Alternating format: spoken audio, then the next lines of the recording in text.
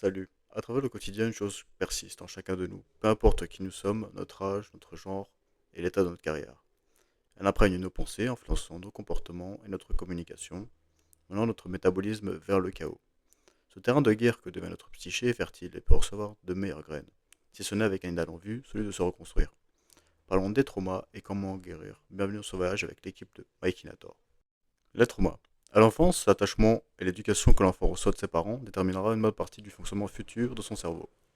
Si l'attachement est insécurisant, le neuroticisme de l'enfant augmentera, menant une hyperactivité de l'amygdale, lors d'événements négatifs, même mineurs dans ce cas-là, favorisant des émotions toxiques telles que l'anxiété et la colère, influençant les relations intra- et interpersonnelles. Le cortex préfrontal gérera moins bien la peur et baissera sa fonction de barrière émotionnelle rationnelle. Par ailleurs, la dépression résulte d'une hyperconnexion entre l'amygdale et l'hippocampe, qui s'occupe de la mémoire, créant une rumination constante des souvenirs négatifs ayant fracturé l'esprit. Un environnement néfaste constitué de critiques et d'abus sécrétera du cortisol, installant une fatigue nerveuse au long terme. Le sentiment de vulnérabilité est nourri par les ruptures, le manque de soutien et les échecs constants.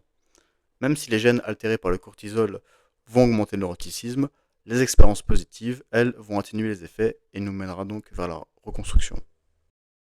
Certaines activités comme la méditation, la musique ou le sport nous guérissent, améliorant l'humeur et l'estime de soi. La méditation réduit l'anxiété et la colère, en renforçant le cortex préfrontal.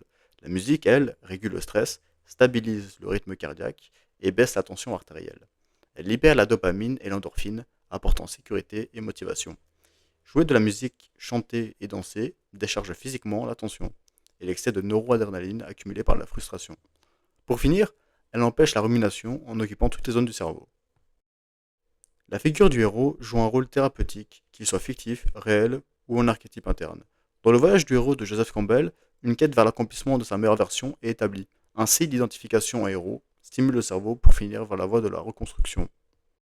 Voilà, c'était tout pour la première partie. On se revoit la semaine prochaine pour la partie concernant la pop culture. Ciao.